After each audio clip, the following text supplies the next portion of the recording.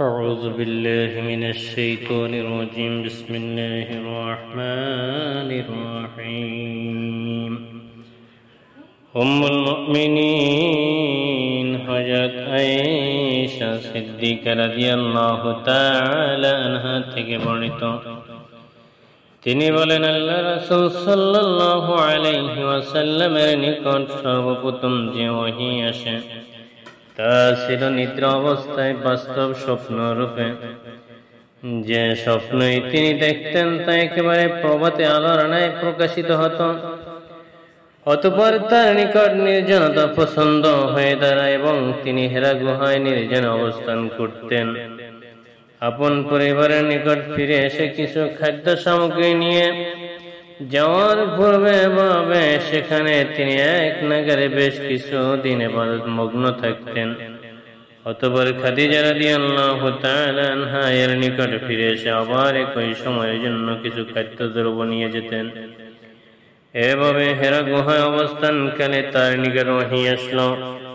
তার নিকট ফেরেশতা এসে বলল, পাঠ করুন।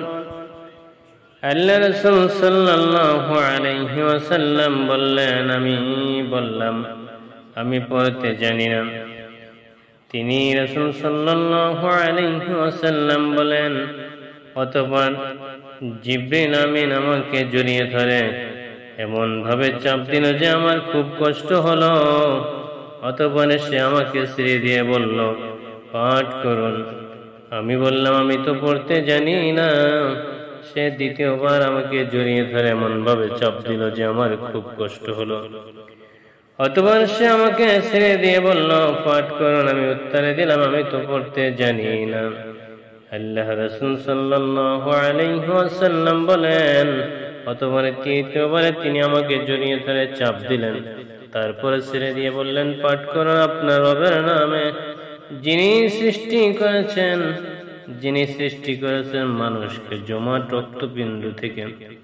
পাঠ করুন, আর আপনার রব অতিশয় দয়ালু। অতঃপর আয়াত নিয়ে আল্লাহ রাসূল সাল্লাল্লাহু আলাইহি ওয়াসাল্লাম প্রত্যাবর্তন করলেন। তার হৃদয় তখন কাঁপছিল। তিনি খাদিজা বিনতে খুয়াইলিদের নিকট এসে বললেন, আমাকে চাদর দ্বারা আবৃত করো, আমাকে চাদর দ্বারা আবৃত করো। তারা তাকে চাদর দ্বারা আবৃত করলেন, এমনকি তার শঙ্কা দূর হলো। তখন তিনি খাদিজা রাদিয়াল্লাহু তাআলা আনহার নিকট ঘটনা বৃত্তান্ত জানিয়ে বললেন, আমি আমার নিজের নিয়ে শঙ্কা বোধ করেছি। খাদিজা রাদিয়াল্লাহু তাআলা আনহা বলেন, আল্লাহর কসম, কখনোই নয়। আল্লাহ আপনাকে কখনো লাঞ্ছিত করবেন না। আপনি তো আত্মীয় স্বজনের সঙ্গে সদাচরণ করেন, অসহায় দুস্থদের দায়িত্ব পালন করেন, নিঃস্বকে সহযোগিতা করেন, মেহমানদের আপ্যায়ন করেন, আর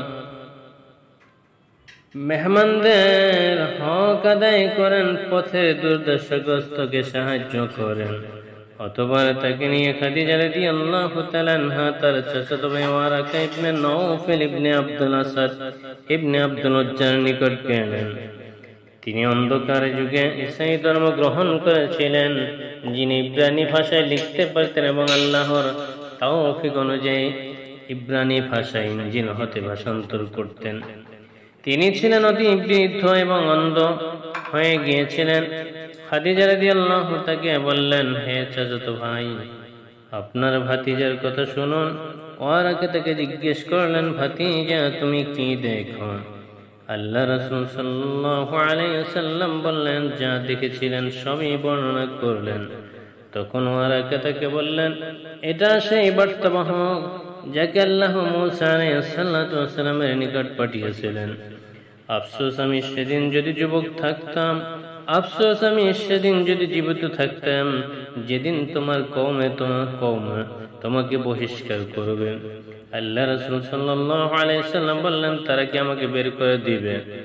তিনি বললেন, হ্যাঁ, তুমি যা নিয়ে এসেছো অনুরূপ ওহী কিছু যিনি নিয়ে এসেছেন তার সঙ্গে বৈরিতাপূর্ণ আচরণ করা হয়েছে। সেদিন যদি আমি থাকি তবে তোমাকে জোরালো ভাবে সাহায্য করব। এর কিছুদিন পর ওয়ারাকা ইন্তেকাল করেন আর ওহীর বিরতি ঘটে।